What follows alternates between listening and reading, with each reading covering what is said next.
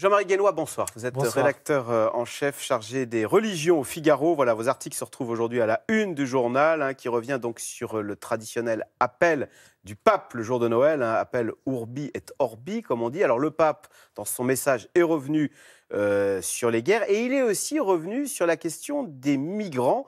C'est une constance, ça, chez lui. On se souvient qu'au tout début de son pontificat, l'un de ses premiers gestes a été, d'ailleurs on voit les images, de se rendre sur l'île de Lampedusa pour accueillir ces migrants. Pourquoi en fait-il sa priorité? C'est d'abord un pape latino-américain. Donc C'est-à-dire il a une vision non européenne. C'est vraiment la première révolution du pape François. On commence à le saisir, à le réaliser 5 ans après son élection. Mais il a totalement changé la vision des choses.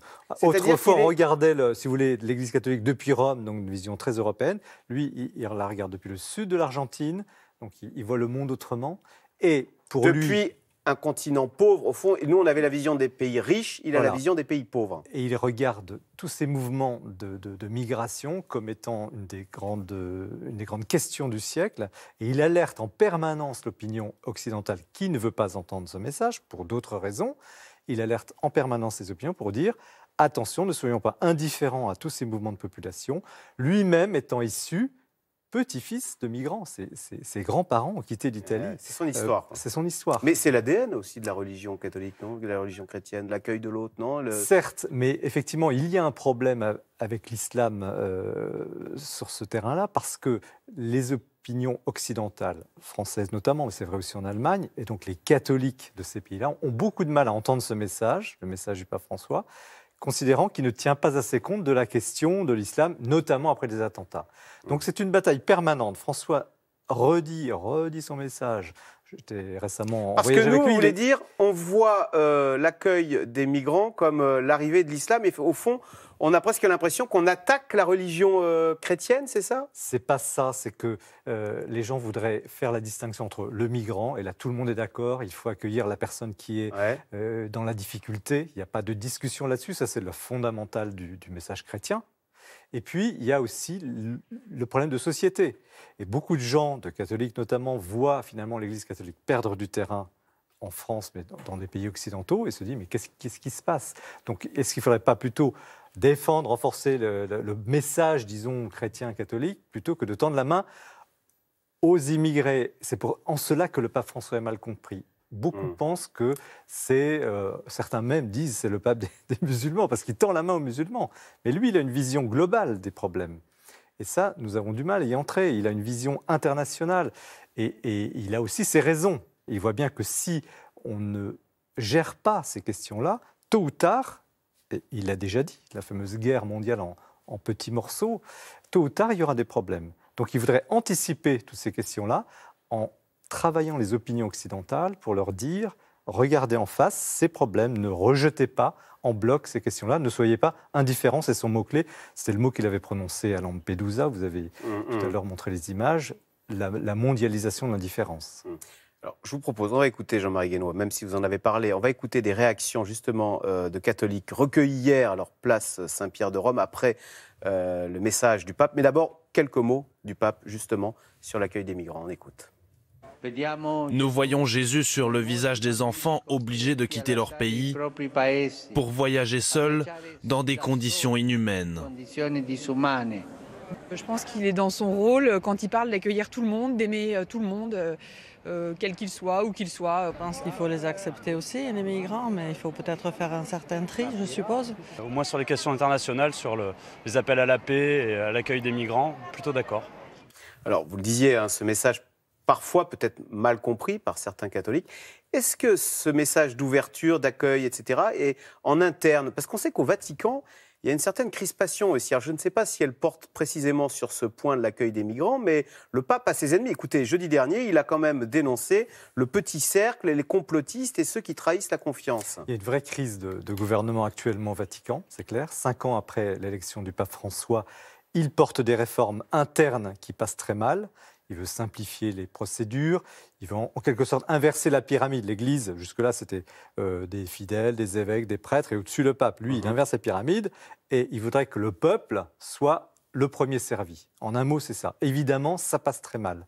Alors, vous ajoutez à ça des propositions sur l'immigration Et derrière, la question de l'identité européenne ou occidentale, tout ça fait un mélange. Il a écarté un cardinal très proche de Benoît XVI. Benoît XVI, voilà, qui avait une vision plus traditionnaliste. Hein. Là, on sait que lui, par exemple, il est ouvert aux remariés, aux divorcés remariés. Est-ce que l'Église catholique est traversée par deux courants qui s'affrontent, les libéraux, on va dire, et puis les traditionnalistes et rigoristes? Elle est exactement une sorte de point de rupture de son histoire. Il y a 50 ans, elle a fait un concile pour se renouveler, c'était dans les années 60. Ouais. L'application de ce concile, comme dans toute l'histoire de l'Église, prend beaucoup de temps. Donc on est au fond, 50 ans après, dans l'application de ce concile qui veut pousser l'Église catholique vers le monde, s'ouvrir, répondre aux questions du temps.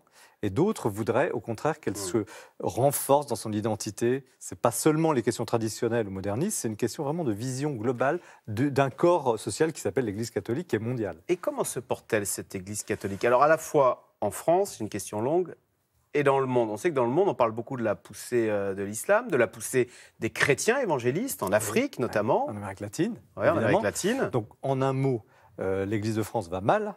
Elle va mal parce que les églises se vident, continuent. Les églises se vident, l'âge moyen des fidèles est autour de 75-80 ans.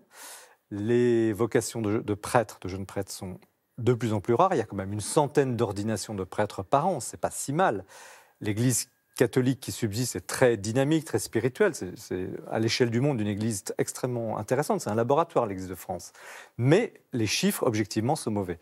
À l'extérieur, en Afrique, en Amérique latine, en Asie, Philippines notamment, il y a un boom des vocations.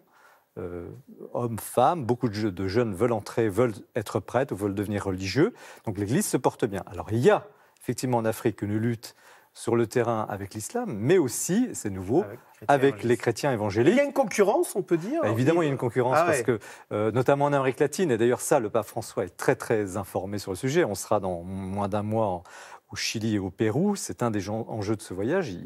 À part l'Argentine, il visite tous les pays d'Amérique latine parce que l'enjeu, c'est pas de barrer la route aux protestants parce qu'il aime beaucoup, il a beaucoup de relations avec les chrétiens évangéliques, mais au moins de faire en sorte que l'Église catholique ne s'affaisse pas et reste quand même, garde un certain nombre de territoires et un dynamisme dans tous ces pays où elle est dynamique. Il n'est pas allé en Argentine, il n'est pas allé en France non plus. Il n'est jamais la sœur aînée de l'Église, disait-on. C'est une grande question. D'ailleurs, j'ai interviewé. Il nous reste très peu de temps. Donc oui, non, 2018 va-t-il venir? Je pense que j'espère qu'il y aura l'annonce du voyage en 2018 parce que le président Macron devrait rencontrer le pape début janvier et l'inviter. Donc je pense que le pape là ne pourra plus refuser de venir en France. Merci. On n'a pas eu le temps non plus de parler des propos très forts du pape sur Israël. On comprend bien que c'était une critique de Donald Trump de déménager l'ambassade à Jérusalem. Merci en tous les cas, Jean-Marie Guénois, d'être venu nous commenter ce message du pape, donc rédacteur en chef au Figaro. Merci. Vous restez avec nous tout de suite. Caroline Roux, c'est dans l'air. Nouvelle journée noire à la SNCF, puisqu'après la gare Montparnasse, il y a 3 semaines, c'est aujourd'hui la gare Saint-Lazare à Paris qui est tombée en panne de courant. Cette fois, le week-end dernier, on rappelle, plusieurs gares parisiennes ont été débordées par le nombre de voyageurs. La SNCF est-elle dépassée? C'est tout de suite. C'est dans l'air. Caroline Roux.